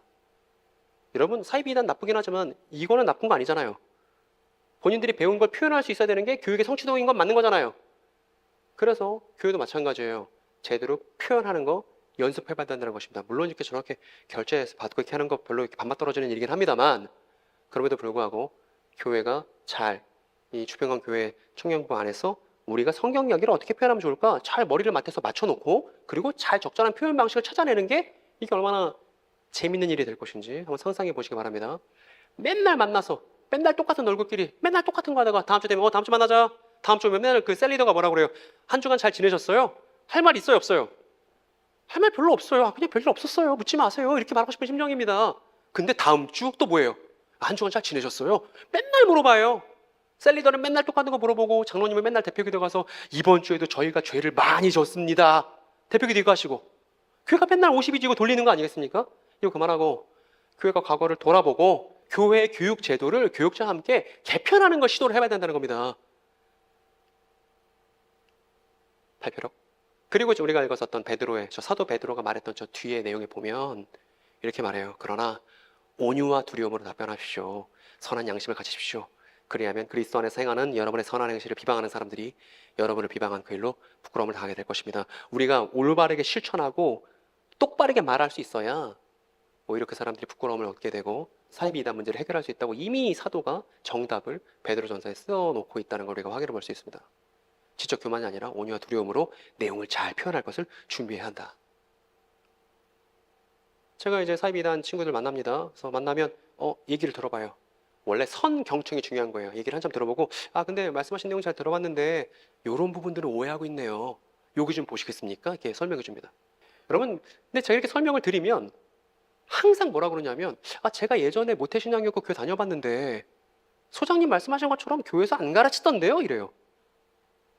그럼 여러분 그때 제가 뭐라고 말할 수밖에 없는지 아세요? 예를 들어서 소장님 말씀하신 거 잘 알겠는데 기존 교회는 그렇게 얘기 안 하던데요? 그러면 제가 뭐라 그러냐면 미안합니다. 정말 미안합니다. 교회가 이러저러 이유가 있어서 그런 데서 혼란이 있었지만 요즘은 신학교에서 다 이렇게 가르치고 이런 내용이 교회에서 이제 주로 믿고 있는 내용입니다. 당신 너무 옛날이라서 그런 거예요. 요즘은 그렇게 안 해요. 이렇게 하는 거예요. 이걸 설명해 주면서 사과를 할 수밖에 없다는 거예요. 그래서 왜 이렇게 한국 교회가 성경 해석에 대해서 혼란을 느끼고 있고 특히 종말론에 대해서 혼란을 느끼고 있는지를 제가 열심히 연구해서 알아듣기 쉽게 표현해서 책을 냈다는 거 아니겠습니까? 책 제목이 여러분 보이십니까? 책 제목이 뭐예요? 미안합니다. 미안합니다. 교회에 이러저러 사정이 있어서 당신이 잘못 알고 있었을 수 있습니다. 그런데 실제는 어떤 거냐 면 성경을 보니까 이걸 그동안 해왔다고요. 제가 목회자라서요? 아니요. 성도라서요. 간증하는 성도라서. 그래서 여러분도 그런 성도가 되기를 간절히 또 바랍니다. 그래서 교회의 잘못을 돌아보는 반성책 태도가 너무나 절실하게 요구된다. 여러분, 제가 그림을 그려왔는데 저 밑에 보이는 게 나이예요. 이제 내년이 되면 저 나이도 제가 수정해야겠죠. 프레젠테이션도. 여러분, 맨 끝에 있는 분은 벌써 돌아가셨습니다. 만민중앙교 이재록 씨인데 벌써 돌아가셨고 옆에 이만희 씨, 지금 이제 깜빵에 계신 정명석 씨, 어머니 하나님이라고 장길자 씨, 맨 끝에 요새 뉴스에 많이 났던 통일교회 한학자 씨가 있습니다. 여러분, 연령대가 어때요? 다 고령이세요. 이게 무슨 얘기냐면 제가 장담컨대, 제가 단언컨대 저와 여러분이 생존해 있을 때 우리는 뭘 경험하게 될 거냐면 사이비 이단 교주들이 하나씩 하나씩 죽어나가는 것을 우리가 동시대에 경험하게 될 겁니다. 그러면 죽었네. 죽었구만. 이게 아니고 한 사람 한 사람 죽어나갈 때마다 그 조직 안에 있는 사람들 마음이 어떻겠어요? 자기가 거기에 많은 시간을 들여서 많은 노력을 들여서 기대고 있었는데 그 교주들이 죽을 때마다 너무나 마음이 상실감이 크지 않겠습니까? 저는 그때가 근데 골든타임이라고 생각해요.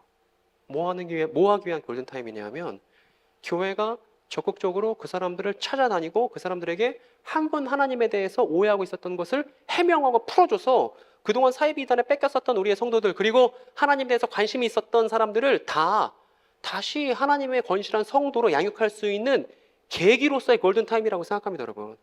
근데 지금 시간이 얼마 안 남았어요. 다들 고령이시거든요. 그러니까 지금부터 우리가 사이비 이단들에 대해서 잘 이해하고 그들에게 베드로가 말한 바와 같이 잘 소개하기 위해서 준비하지 않으면 우리는 골든타임을 또 놓치게 될 거예요, 여러분. 여태까지 계속 놓쳐왔습니다. 여러분, 박태선이라는 사람이 있습니다. 전도관이라는 그 이단이 옛날에 엄청 컸었거든요. 저희 아버지 1955년생이신데 전도관 놀이터에서 놀았다고 하실 만큼 전국적인 지부가 있었거든요.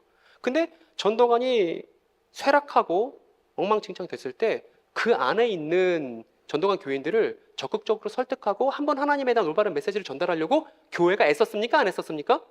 애쓰지 않았습니다. 그 전도관에 누가 있었냐면 그 장막선에 누가 있었냐면 젊은 날에 이만희 씨가 있었던 거예요. 나가서 뭘 만든 거예요?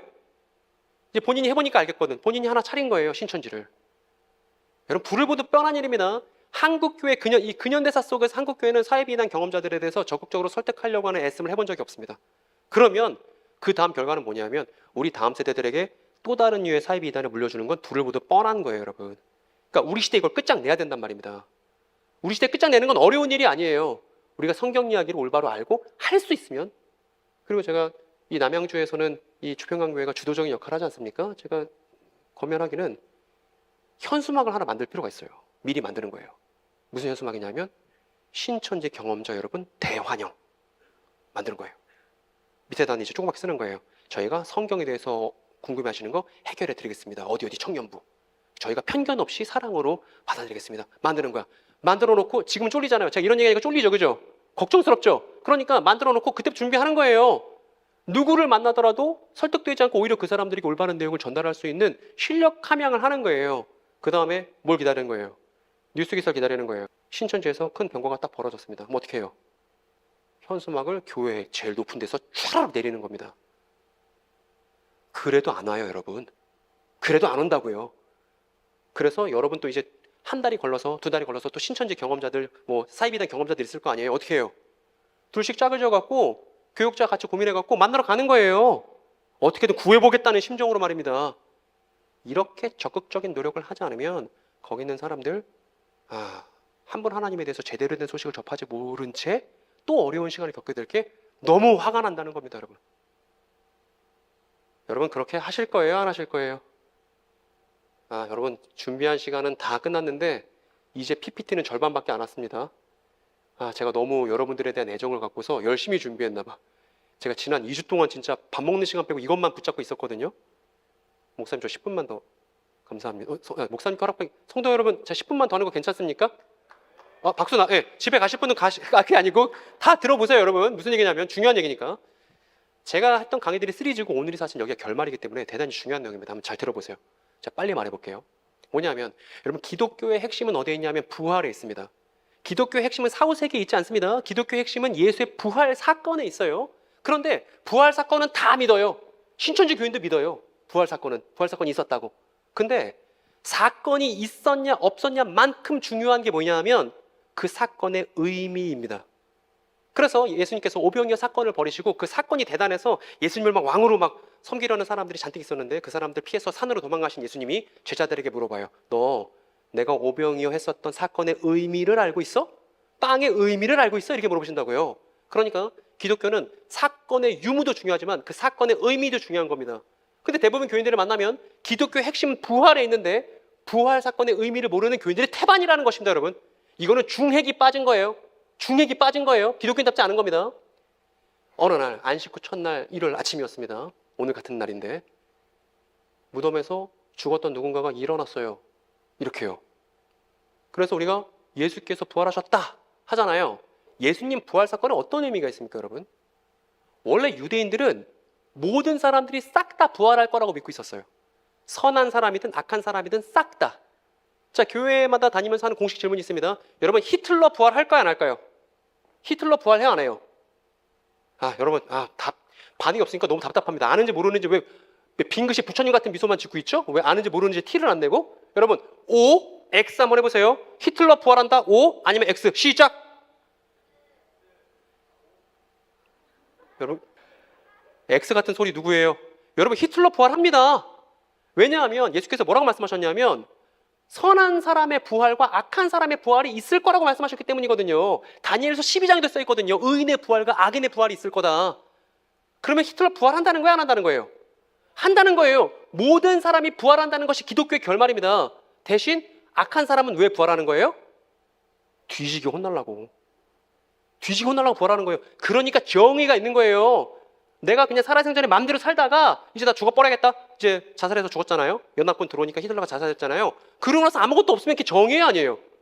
아무것도 아니에요. 근데 하나님은 다시 살려서 걔를 벌 주겠다는 겁니다. 그러니까 기독교가 정의가 있는 거예요. 모든 사람의 부활이 유대교와 기독교의 결말입니다. 그런데 사도 바울도 이걸 믿고 있었고 베드로도 이걸 믿고 있었고 심지어 마르다도 이걸 믿고 있었어요. 모든 사람들이 부활하게 될 거라는 거. 메시아가 오면.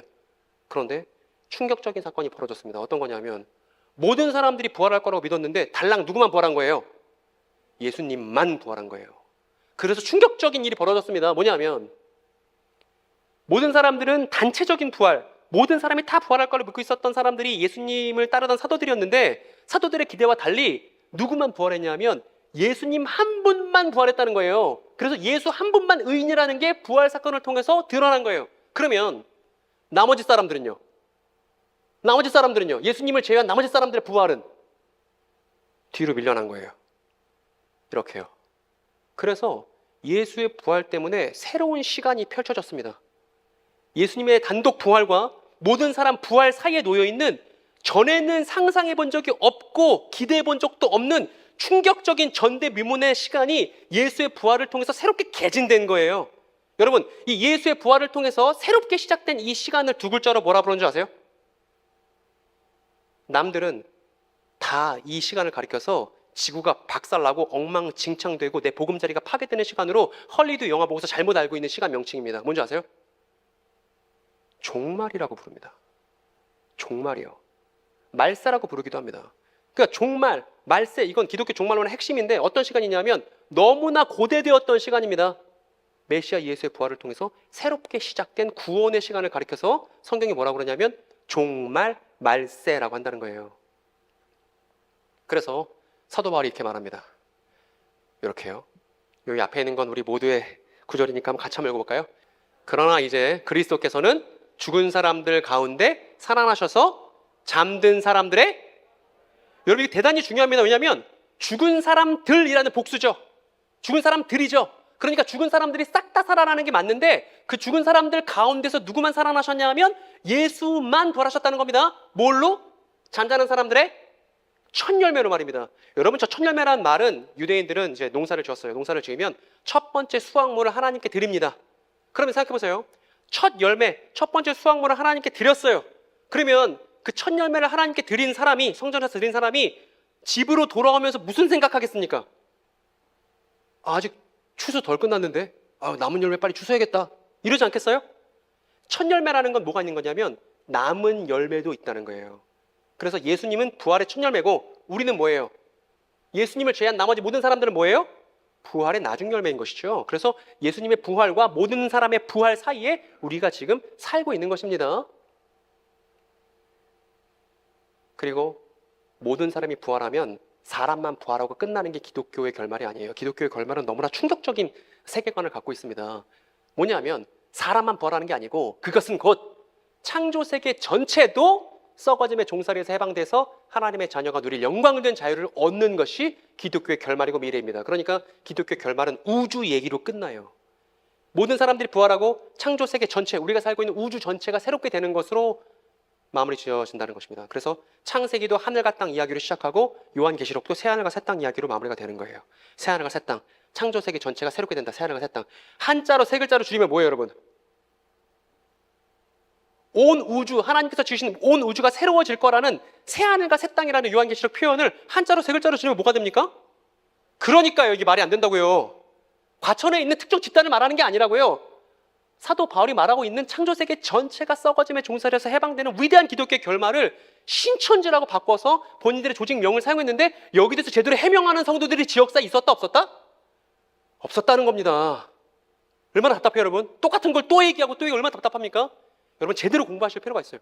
공부가 그리스도를 향하는 그 즐거움, 열망의 즐거움을 포기하지 않고 끝까지 유지해 나가는 그 추구는 공부에서 오는 거예요. 성도로서 마땅한 공부 말입니다.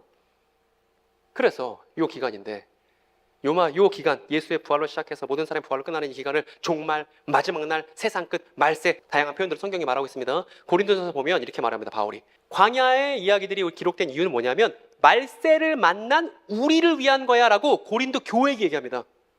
말세를 만난, 왜 말세를 만났죠? 메시아 예수의 부활을 통해서 말세가 시작됐기 때문에 그 이후 교회들이 말세를 만나는 겁니다.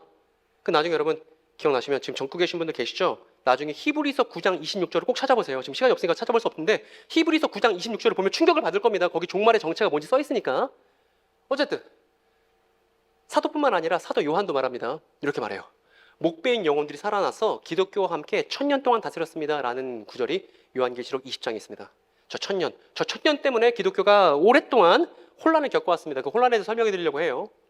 계시록에 1000년이 나오는데 기독교 안에 어떤 사람들은 예수님의 재림을 기준으로 생각했습니다. 그래서 예수님이 재림하시고 나면 그 다음 시작되는 1000년이 요한계시록에서 말하는 1000년이야 이렇게 생각했어요. 이 사람들을 전천년주의라고 합니다. 여러분 따라해보세요. 뭐라고요?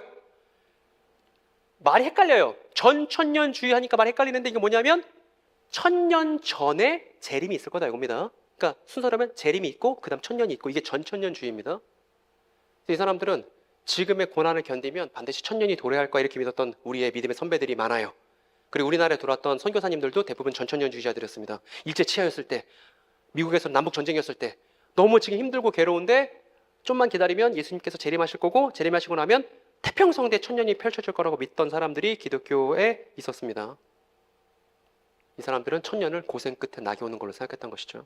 그리고 반대로 재림 전에 천년이 있을 거라고 말했던 사람들도 있습니다. 이 사람들은 뭐라고 그러냐면 후천년주의라고 해요. 후천년. 천년이 지나면 재림이 올 거라고 믿었기 때문에.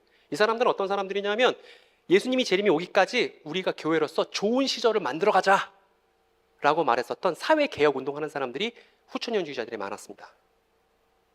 그리고 이 사람들은 천년을 더 나은 삶, 지금보다 더 나은 삶을 우리가 만들어 가자 이렇게 생각했던 것이죠. 그리고 이렇게 말하는 사람도 있었어요. 아, 그런 거 아니야. 전천년도 아니고 후천년도 아니야. 예수님이 오셔서 재림하시기까지 이 긴 교회의 시간을 걸쳐서 다 천년이라고 하는 거야. 천년은 교회의 시간을 말하는 상징적인 표현이야 라고 말하는 사람도 있었고, 이 사람들은 뭐라고 그랬냐면 아, 천년은 교회 지금이지. 이런 사람들을 무천년주의 혹은 현천년주의 이렇게 얘기합니다. 여러분 들어보셨습니까? 무천년, 전천년 들어보셨습니까? 교회에서 흔하게 하는 얘기들입니다. 그래서 교회에 이렇게 종말론에 대해서 다양하게 말하는 사람들이 많았습니다. 그래서 교회는 종말론에 대한 혼란을 겪고 있었어요. 그런 와중에 이제 목사님들 통해서 얘기 들을 수 있죠. 이렇게요. 야, 교회에는 종말론이 여러 가지가 있어. 요 정도 수준에서 종말론에 대한 얘기를 그만하는 게 일반적인 한국 교회의 상황이었습니다. 물론 학계에서는 어느 정도 정리가 됐지만 지역교회에서는 그저 그냥 현천년, 무천년, 전천년이 있어. 근데 어느 걸 믿어도 그렇게 중요한 게 아니야. 요 정도 중요성에서 넘어갔다고요.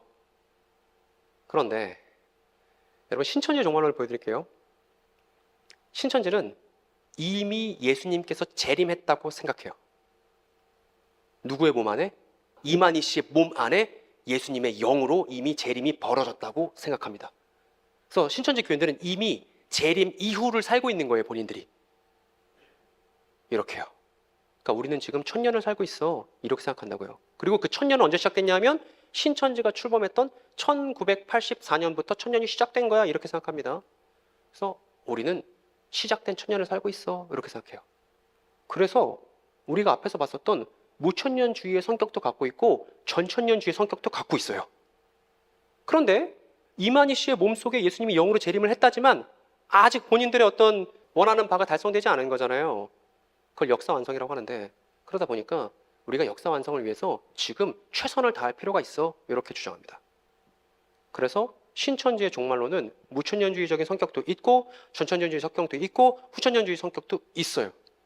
세 개가 다 이렇게 합쳐진 것 같은 그런 성격입니다. 그래서 이제 한국교회 교인과 신천지 교인들이 만나면 한국교회 교인이 말할 겁니다.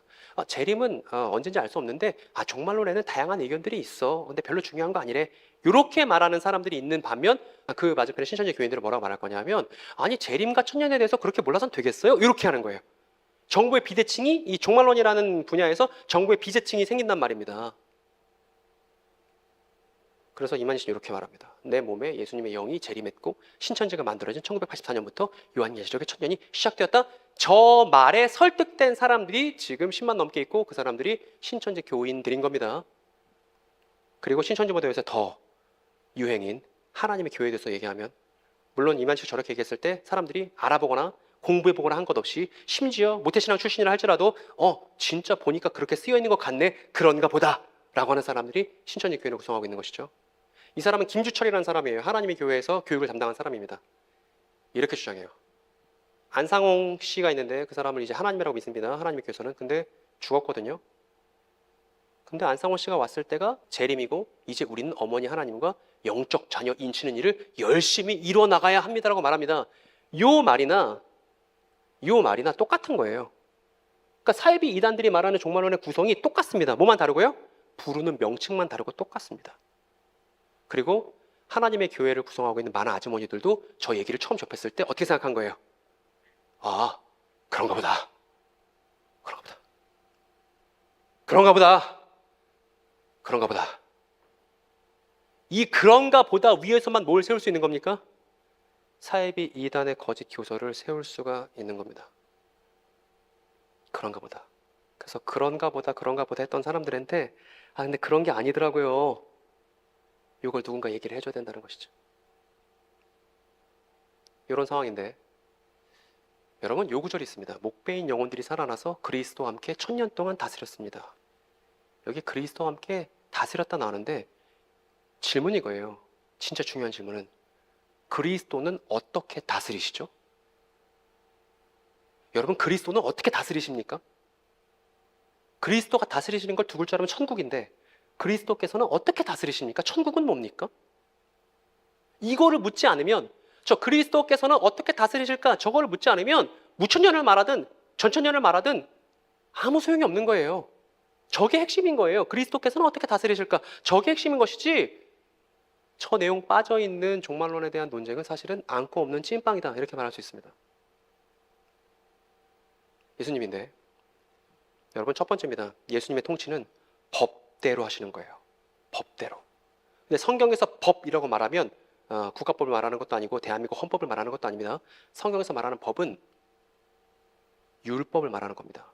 예수께서 뭐라 말씀하셨냐면, 내가 진정으로 너에게 말한다. 천지가 없어지기 전에는 율법은 1.1획도 없어지지 않고 다 이루어질 거야. 즉 율법이 다 이루어질 거야 라고 말씀하셨기 때문에 예수님은 법대로 하시는 분이에요. 어떤 법? 율법대로. 그래서 율법 뭐냐? 창세기부터 신명기까지 창출 레민 신이 율법이고 원문으로는 토라라고 합니다. 율법, 토라. 그런데 토라에 보면 이런 구절이 있습니다. 죽을 죄를 지어서 처형된 사람의 주검은 나무에 매달아둬야 됩니다. 왜냐하면 나무에 달린 사람은 하나님께 저주를 받은 사람이기 때문입니다라고 신명기 21장에 쓰여 있습니다. 그러니까 나무에 달린 사람은 뭘 받은 사람이라고, 여러분? 저주를 받은 사람이에요. 이게 법이에요. 법대로예요. 예수님은 율법을 폐기하지 않으십니다. 법대로 하시는데, 예수님처럼만큼이나 법대로 하는데 생명을 걸고 있는 사람들이 있는데 그 사람들 누구냐면 바리새인들이에요. 바리새인들이 왜 예수를 거절했죠? 왜 회심하기 전 바울이 왜 예수 믿는 사람들을 다 잡아다 죽였습니까? 저것 때문에 그래요. 바리새인들이 보기에, 회심 전 바울이 보기에 나무에 매달려 죽은 사람은 어떤 사람이에요? 저주받은 사람이에요. 근데 누군가가 십자가에 죽은 예수를 따르는 사람들이, 일군의 사람들이 생기고 있다는 거예요. 유대인들이 볼 때, 법대로 하려는 사람들이 볼 때, 나무에 달린 사람은 저주받은 사람인데 왜 따라가지? 이렇게 생각하는 거예요. 이렇게.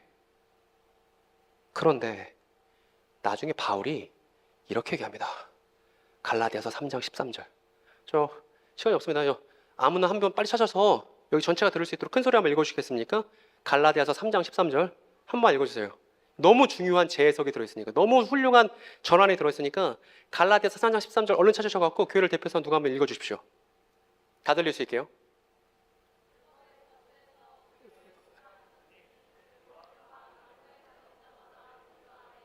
여러분, 뭐예요?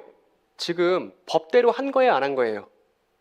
그 바리새인들이 예수는 나무에 달린 사람이니까 저주받은 거잖아 이렇게 말했을 때 바울이 아니야, 저주받으신 거 아니야 이렇게 말하지 않았어요.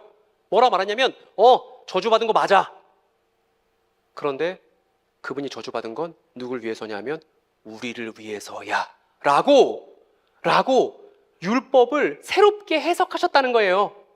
법대로 하시되 그냥 법대로 막 하는 게 아니라 사랑에 입각한 창의적인 해석으로 그래, 저주받은 거 맞아. 그런데 우리를 위해서 저주를 받으신 거라고 그 당시 법 하던 바리새인들이 생각해보지 않은 방식으로 법을 새롭게 해석했다는 것입니다. 이게 기독교의 혁신이고 충격이에요. 그래서 예수의 다스림, 예수의 통치를 다음과 같이 요약할 수 있습니다. 첫 번째, 율법대로 하신다. 법대로 하신다. 두 번째, 그런데 사랑에 입각한 창의적인 해석으로. 세 번째, 이웃을 위한 고생을 피하지 않으며. 이게 예수께서 이 땅을 통치하시는 방식인 거죠. 그러면 예수의 부활부터 모든 사람의 부활까지 예수께서는 승천하셔서 이 땅을 다스리시는 하늘에 좌정하신 대제사장이자 왕이신데 그분께서 어떻게 통치하시는지 우리가 확인해 본 겁니다. 요 기간에 말이에요. 예수의 다스림. 그건 토라에 충실한, 토라를 이루시는, 그리고 사랑의 재해석을 자신의 신체로 실현하는 방식이 예수의 다스림이었다는 것입니다. 우리가 아까 봤었던 요한계시록에 천년에 대해서 말했는데, 천년은 저 예수의 다스림을 함께하는, 성도들이 저 예수의 다스림을 함께하는 시간을 가리켜서 종말이라 부르기도 하고 천년이라 부르기도 하는 거예요. 그래서 바울이 이렇게 말합니다. 내가 미친 사람같이 말합니다마는 저 미친 사람이라 말하는 관점의 전복이 기독교인데 내가 더욱 그리스도의 일꾼답습니다. 나는 수고도 더 많이 하고 감옥살이도 더 많이 하고 매도 더 많이 맞고 여러분 죽을 뻔했습니다. 내가 이웃을 위해서 고생하고 있는데 이웃을 위해서 고생하고 있는 건 율법을 새롭게 사랑으로 이해하신 예수를 따르고 있는 것입니다. 내가 교회의 일원으로서 라고 지금 바울이 얘기하고 있는 것이죠. 이렇게요. 그리고 골로새서 이렇게 써 있습니다. 이제 나는 여러분을 위하여 고난받는 것을 기쁘게 여깁니다. 그리스도의 남은 고난을 그분의 몸, 교회를 위하여 내 육신으로 채워나갑니다. 그러니까 여러분도 토라에 합당하게, 그런데 사랑으로 재해석하며 자신의 신체로 이웃을 위해서 수고로움 감당하는 그 예수님의 통치에 참여한 사람들이기 때문에 성도라는 것입니다. 그리고 제가 서두에 잔뜩 말씀드렸던 사이비 이단 사역은 이 예수의 가르침에 기초하고 있습니다. 그렇기 때문에 승산이 있어요. 그렇기 때문에 확실히 이길 수 있습니다. 이 땅에 한 분 하나님에 대한 거짓된 소문을 이 방법으로 뿌리 뽑을 수 있다고 믿고 있습니다. 요거를 함께, 예수의 다스림을 함께, 저렇게 하는 사람들을 가리켜서 성도라 그러고 저렇게 하는 사람들의 모임을 가리켜서 교회라고 부릅니다. 그리고 이 사람들의 시간이 1000년인 것이죠. 사도의 가르침이 교회 기준이라 말씀드렸는데 사도 공동체의 그리스도와 함께한 통치 내용에 대해서 정리해보면 다 미친 짓입니다, 여러분. 토라를 사랑으로 새롭게 재해석했고 그것 때문에 이웃을 위해서 고생을 감당했던 우리 선배들의, 먼저 교회된 사람들의 이력들을 우리가 사도들의 증언을 통해서 확인해 볼 수 있습니다. 그 사람들이 뭐였냐 하면 조상 대대로 물려받은 땅을 팔아서 가난한 사람들에게 나눠주고 대피하는 일이 있었습니다. 아까 보니까 큐티 이제 여호수아인데 여호수아는 땅을 어렵게 차지하는 내용이 있거든요. 근데 그렇게 어렵게 차지해서 조상들 대대로 이제 물려줬더니만 나중에 사도들이 어떻게 하냐면 그 땅을 싹 다 팔아다가 가난한 사람한테 나눠주고 같이 예루살렘을 떠나서 대피하는 일이 벌어져요. 미친 짓이죠. 두 번째, 그렇게 지상의 예루살렘, 지상의 시온을 떠나서 저 하늘의 시온이 우리의 본터라고 말하면서 방랑하는 일이 초기 교회의 시작이었습니다. 그리고 그렇게 난민들이 얻어맞고 도망다니면서도 예수께서 진정한 왕이시라고 전하는데 굽히지 않았고 바울이 이제 앞장섰고요. 그리고 공동체 식구를 가족으로 대하며 누구나 이 가족이 될 수 있도록 공식적인 절차로서 세례와 성찬을 열어뒀습니다. 그러니까 우리가 이 전통에 입각해서 서로를 형제라 부르고 자매라 부르는 거예요. 마지막으로 당대 신이라 주장했던 로마 황제에 대한 숭배를 거절하고 우상들을 위한 제에 참여하지 않으면서 세상을 거꾸로 살았던 사람들이 교회였습니다. 그리고 그 교회 바통을 우리가 넘겨받았다는 거예요. 이 시간을 살았던 사람들이. 그리고 이 시간의 끝에 뭐가 있는 거예요? 모든 사람의 부활이 있습니다. 바울이 말합니다. 그리스도 예수 안에서 하나님께서 위로부터 부르신 그 부르심의 상을 받으려고 내가 지금 달리기를 하고 있습니다라고 말할 때 저 부르심의 상이 여러분 뭐겠어요? 좀 확실하게 알겠습니까? 바울은 본인이 1000년을 산다고 생각했습니다. 그 1000년 교회의 시간을 살면서 달리기 하고 있다고 했는데 달리기의 목표점에 바울이 생각했던 건 모든 사람이 부활할 때 내가 하나님께 칭찬받는 부활을 반드시 얻고야 말겠어. 이게 내 삶의 목적이야. 라고 지금 사도가 빌립보 교회에게 얘기하고 있는 것이죠. 저게 부르심의 상이에요. 그 빌립보서 바로 윗절에 보면 그 위에 있는 절들을 보면 노골적으로 말하고 있습니다. 그래야 나는 어떻게든지 죽은 사람들 가운데서 살아나는 부활에 이를 것입니다.